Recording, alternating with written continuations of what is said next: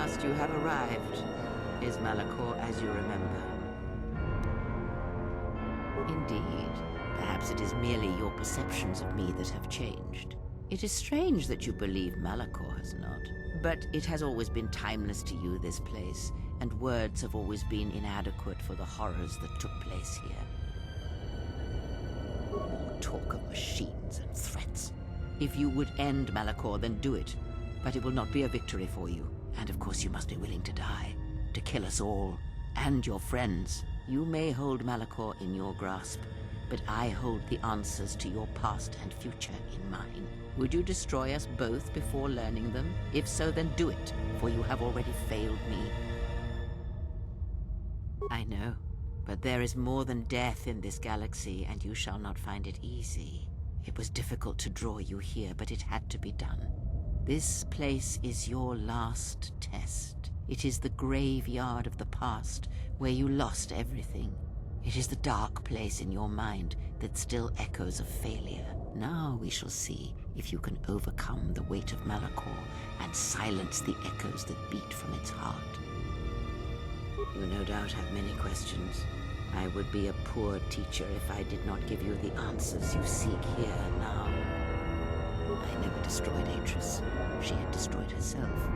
I merely stripped away the illusion and brought her truth. Her teachings could not be allowed to continue, and like Malachor, she was part of your past, unresolved. She needed to be something you could confront and defeat one last time. It was part of your training, part of what was needed to make you complete. And there must always be a Darth Traya. The galaxy needs its betrayers, especially in the times to come. She loved you, you know, as one loves a champion. You were all that she could not be. Yes, it is all that is left unsaid upon which tragedies are built. More echoes traveling through the Force. It is said that the Force has a will. It has a destiny for us all. I wield it, but it uses us all, and that is abhorrent to me, because I hate the Force. I hate that it seems to have a will, that it would control us to achieve some measure of balance when countless lives are lost. But in you, I see the potential to see the Force die, to turn away from its will, and that is what pleases me. You are beautiful to me, Exile. A dead spot in the Force, an emptiness in which its will might be denied. I use it as I would use a poison, and in the hopes of understanding it, I will learn the way to kill it. But perhaps these are the excuses of an old woman who has grown to rely on a thing she despises. Yes, always. From the moment you awoke, I have used you. I have used you so that you might become strong, stronger than I. And I used you to make those who wounded me reveal themselves so they could be killed by the Republic. I used you to keep the Lords of the Sith from condemning the galaxy to death with their power unchecked. I used you to lure them to Telos, where they could be at last fought and killed. I used you to reveal Atris's corruption so that her teaching could be ended before it began. I used you to gather the Jedi so they could be destroyed. And I used you to make those who wounded me reveal themselves, so they could be killed by the Republic. Perhaps you were expecting some surprise, for me to reveal a secret that had eluded you, something that would change your perspective of events, shatter you to your core. There is no great revelation, no great secret. There is only you. No, there were not. In times past and in times future, there are Jedi who will stop listening to the Force, those that will try to forget it, but maintain unconscious ties, and those, as in the past, just as I, who have had the Force stripped from them. But no Jedi ever made the choice you did, to sever ties so completely, so utterly, that it leaves a wound in the Force. It was a mistake to try to make you feel it again, I see that now. There is no truth in the Force, but there is truth in you, Exile, and that is why I chose you. I have thought of this moment more than you know.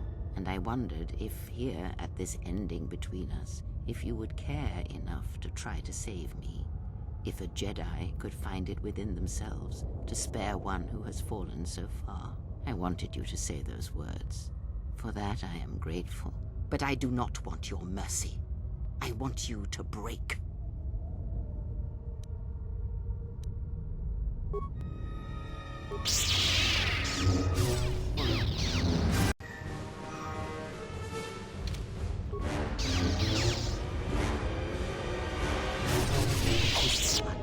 At last, it is done.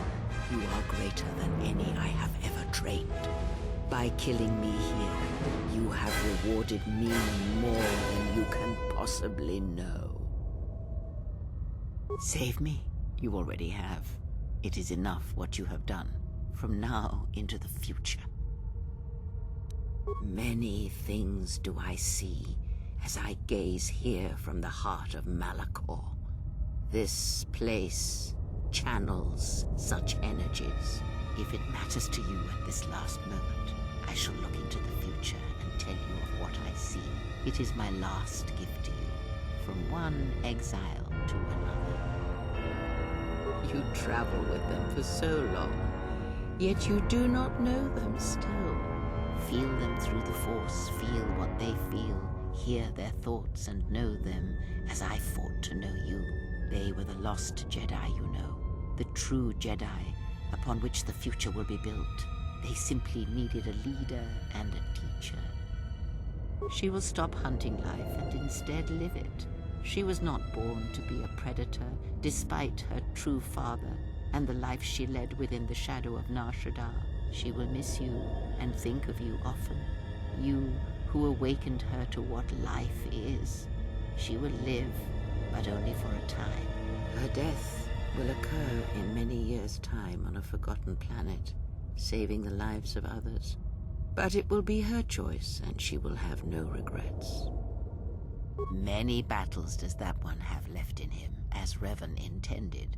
A general needs an army as he needs those he trusts, and Canderous is a loyal beast, no matter how much he is broken upon Revan's will. But you know this.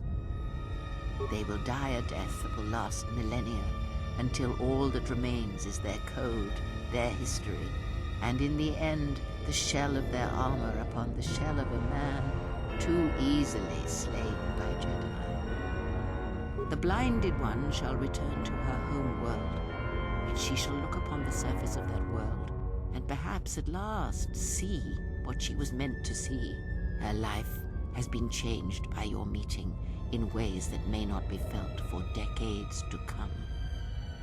Salvation is a relative thing, but as you understand it, yes. He cannot help but love you in his way. It is a pure, ideal love he holds, yet somehow it never dulls in your presence or through your actions. If he leaves this place, he will leave the galaxy behind him. He will sit upon the new council, reluctantly as all good men do, and he will not forget the Jedi who had lost the Force, yet showed him the way to reclaim it. After that I do not know. I do know that you must leave him behind, the same choice that Revan made. Where you are destined, you must not take anyone you love, and of the ones who traveled with you, that is all I see. Atten is, as always, the fool, and the Force watches out for one such as him, I feel, as it does for the old, such as I. He is a fool, and that should answer all your questions. He has nothing to offer one such as you, and even a fool such as Atten is not so ignorant of that fact. I would have killed the galaxy to preserve you.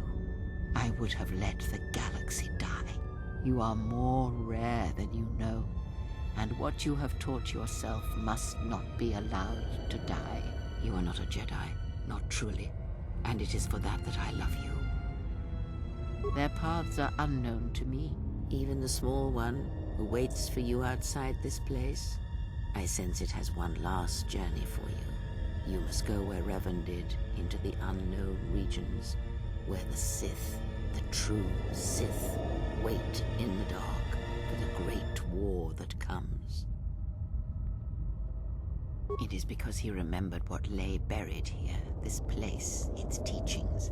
It paved the way to Korriban, you know, the remnants here. And because Malachor, like Korriban, is on the fringes of the ancient Sith Empire, where the Sith wait for us in the dark. Have we?